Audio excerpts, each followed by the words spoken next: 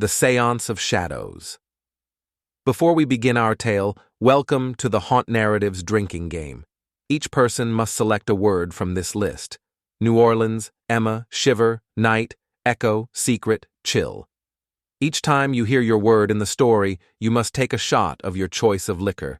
Choose your word wisely. Now dim the light and let's embark on a journey through the haunting alleys of New Orleans. Let's begin. Part 1. New Orleans, where the history seeps as deeply into the ground as the roots of the ancient oaks. A group of friends in their 20s gathered for what they thought would be an evening of thrill and excitement. The air was thick with the heavy scent of magnolias, and a whisper of the coming storm lingered on the breeze. They had chosen an old, abandoned mansion in the Garden District for their séance, drawn by rumors of its haunted past and the tragic tales that clung to its dilapidated walls. The mansion, a relic of a bygone era, stood like a skeletal reminder of the city's opulent and eerie history.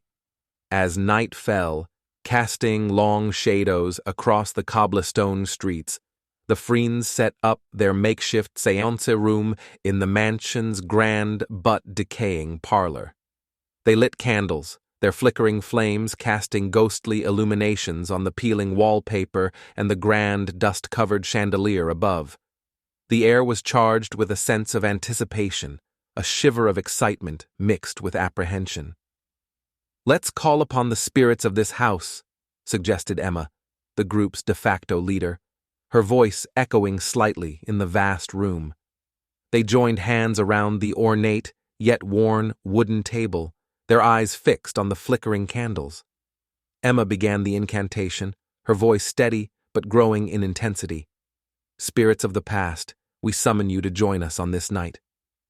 As the words of the séance swirled around them, a sense of darkness seemed to descend upon the room, heavier and more suffocating than the humid New Orleans night outside. The air grew colder, and the candles flickered as if in response to Emma's call.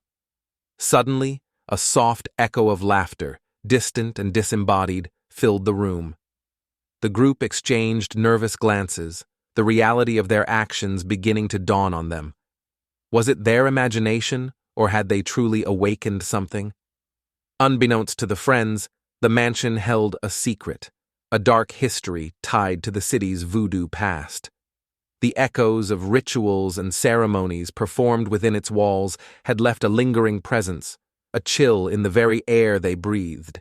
As the séance continued, the candles flickered more violently, casting bizarre shadows that danced across the walls. A feeling of unease settled over the group, a realization that they might have delved into something beyond their control.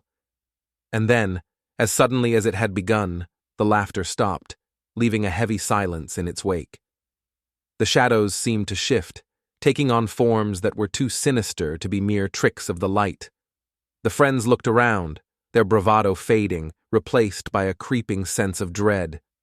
In the heart of New Orleans, a city known for its embrace of the mystical and the macabre, they had unwittingly unleashed a ghost from the past.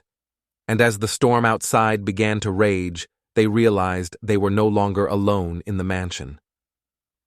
The game they had started in jest had turned into a terrifying reality, and the night was far from over.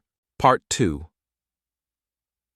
The room grew colder still, the shadows cast by the flickering candles seeming to pulse with a life of their own. Emma tried to speak to continue the séance, but her words were swallowed by the oppressive darkness that now filled the room. The air was heavy, charged with a palpable sense of dread. Outside, the wind howled through the twisted branches of the live oaks, a mournful symphony that seemed to resonate with the unseen presence in the room. The candles flickered wildly as though struggling against an unseen force. Then, with a sudden intensity, a cold breeze swept through the room, extinguishing the candles and plunging the group into near-total darkness. Panic set in as they fumbled for their phones, their modern-day torches, casting eerie pools of light in the darkness. As they relit the candles, a ghostly whisper seemed to emanate from the walls themselves. "Leave," it hissed, a word drawn out and filled with malice. The group froze, their earlier excitement now turned to fear. The atmosphere grew thicker, the air harder to breathe. The shadows in the room appeared to shift, elongating into grotesque shapes that defied the laws of physics. A sudden chill swept over them, so intense it felt as though it was leaching the warmth from their very bones. From the corner of the room came a soft, almost inaudible whisper. It was a voice, or rather many voices, overlapping and intertwining, speaking in languages old and forgotten. The words were indecipherable, but their intent was clear, a warning, a threat. In the flickering candlelight, one of the shadows seemed to detach itself from the wall, moving with an unnatural fluidity. It crept closer to the group, its form vaguely human but distorted, as if seen through water. The friends clutched each other, too terrified to speak. Emma, her voice trembling, tried to end the séance, to close the portal they had unwittingly opened. But the words of the closing ritual eluded her, lost in the fear that gripped her mind. As the shadow drew nearer, the ghostly whispers grew louder, a cacophony of voices that filled the room, echoing in their minds. The air grew colder still, a chill that seemed to seep into their very souls. Then, just as suddenly as it had appeared, the shadow receded, melting back into the wall. The oppressive feeling in the room lifted slightly, though the air remained thick with a sense of lingering malevolence. The group sat in stunned silence, the reality of what they had experienced settling in. They had come seeking a thrill, a brush with the supernatural. But they had found something far more real and far more terrifying. The veil between worlds had been thinned, and they had glimpsed the darkness that lay beyond. Outside, the storm ragged on, the lightning illuminating the old mansion in brief, stark flashes. The friends realized they were trapped not just by the storm outside, but by the shadows they had awoken within. Part 3. In the oppressive gloom of the abandoned mansion, the group huddled together, the flickering candles casting long, quivering shadows on the walls. The darkness seemed to press in on them, a tangible presence that fed on their fear. The ghostly whispers had ceased, but their echo lingered in the air, a haunting reminder of the unknown they had disturbed. Outside, the storm intensified, the thunder rolling in continuous deep rumbles as if the very heavens were voicing their disapproval. The wind lashed against the fragile windows, the rain a torrential downpour that blurred the world into a watery darkness. Emma, her face pale in the candlelight, tried to regain control. "We need to end this properly," she insisted, her voice barely above a whisper. "We have to close the circle, send back whatever we've called forth." But her words were met with hesitation. The fear was palpable, a chill that ran deeper than the cold air. They had seen the shadows move, heard the ghostly voices. The séance had started as a game, a dare, but it had become something far more sinister. As they reluctantly joined hands again, the candles flickered as if in protest. Emma began to recite the closing incantation, her words a whisper against the storm's howling. But as she spoke, the temperature in the room dropped sharply, a chill that seemed to seep into their very bones. Without warning, the candles snuffed out, plunging them into darkness. A scream pierced the air, cut short by a sudden, violent gust of wind that shook the mansion to its core. In the brief, frantic glow of their phones, they saw it, a shadow looming over them, its form large and menacing, a ghost conjured from the depths of the unknown. Panic erupted. They scattered, stumbling in the darkness, their screams drowned by the thunderous roar of the storm. The shadows seemed to come alive, twisting and writhing around them, a malevolent dance of darkness and fear. The ghostly presence pursued them, an unrelenting force that drove them deeper into the mansion. They found themselves in a long, forgotten hallway, its walls lined with portraits of people long dead, their eyes seeming to follow their frantic movements. The shadows converged, forming a barrier that blocked their escape. The air was filled with the sound of whispers, a chorus of voices that spoke of doom and despair. The chill was overwhelming, a cold that numbed the mind and stilled the heart. In that moment of utter terror, they realized the truth. The seance had not been a mere game. They had awoken something ancient, a spirit that had lain dormant in the mansion, waiting for someone to breach the veil. And now it had claimed them, its unwilling participants in a ritual of darkness and shadows. The storm outside raged on, a symphony of nature's fury that mirrored the chaos within the mansion. The group, once eager for a brush with the supernatural, now faced the very real consequences of their actions. The ghost they had summoned was not content to merely scare. It sought to consume, to claim them for the world of shadows and whispers from which it had come. As they huddled together, their breaths coming in ragged gasps, they knew they had to find a way to banish the spirit they had called forth. But the knowledge of how to do so was lost in their panic. The words of the incantation a jumbled mess in their terrified minds. The night was far from over, and the true horror of what they had unleashed was only just beginning. Part 4.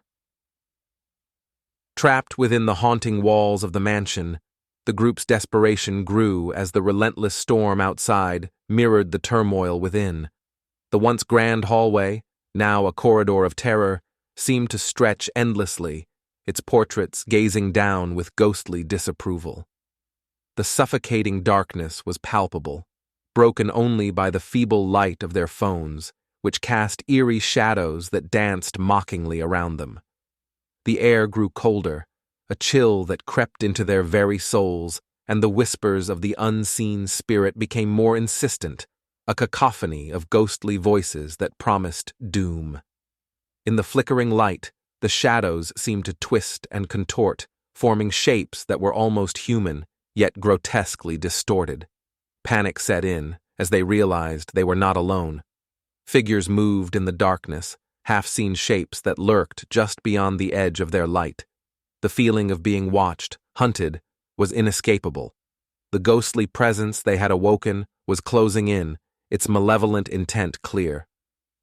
Emma, struggling to maintain her composure, tried to recall the closing incantation, but the words eluded her, lost in a maelstrom of fear and confusion.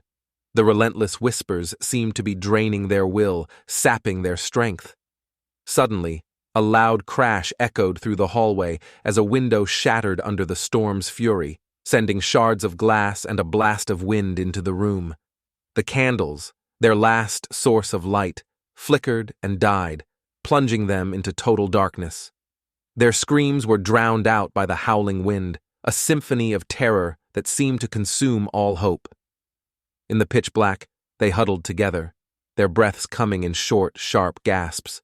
The shadows pressed in on them, a tangible darkness that felt alive with malice. The ghostly presence was all around them, a suffocating blanket of despair. The spirit's whispers became louder, a relentless assault on their senses.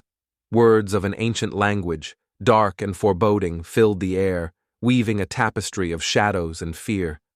The temperature dropped further, the chill so intense it felt like claws dragging across their skin. In a moment of frantic courage, Emma began to shout out the words of the incantation, her voice shaking but determined. The others joined in, their voices a chorus of desperation against the darkness. The whispers of the spirit grew angrier, more urgent, as if trying to drown out their voices. As they recited the incantation, the shadows began to recede, the oppressive darkness lifting slightly. The ghostly presence, however, did not retreat. It was angry, its whispers now screams of rage that echoed through the once grand mansion. They continued, their voices growing stronger, the words of the incantation a beacon of hope in the darkness. The spirit's hold on the mansion was weakening, but it was not yet defeated. The night was far from over, and the true battle against the shadows that haunted the old house was just beginning. Part 5. In the oppressive darkness of the old mansion, with the shadows swirling and the ghostly whispers reaching a fever pitch, the group clung to the incantation as their last bastion of hope.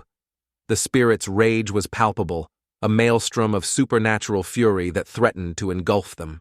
The air turned frigid, the chill piercing to their bones as the spirit loomed closer, its form a vortex of shadows and malice. The candles flickered wildly, casting an eerie glow that barely held the encroaching darkness at bay. With each repetition of the incantation, the whispers grew more desperate, more enraged. The spirit coalesced into a more defined shape, a writhing mass of darkness that seemed to defy reality.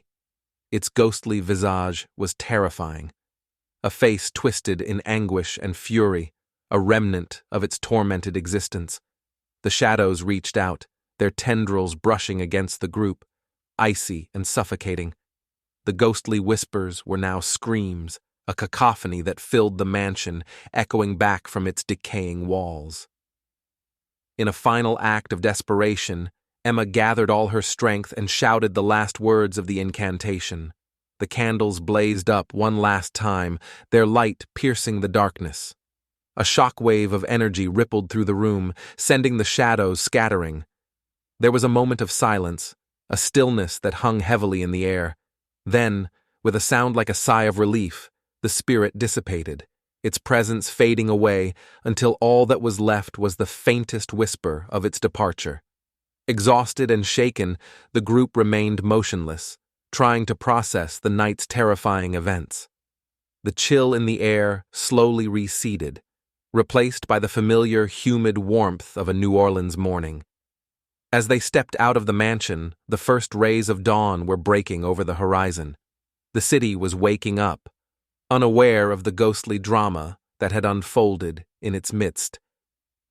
The group looked back at the mansion, its ominous presence lessened in the light of day.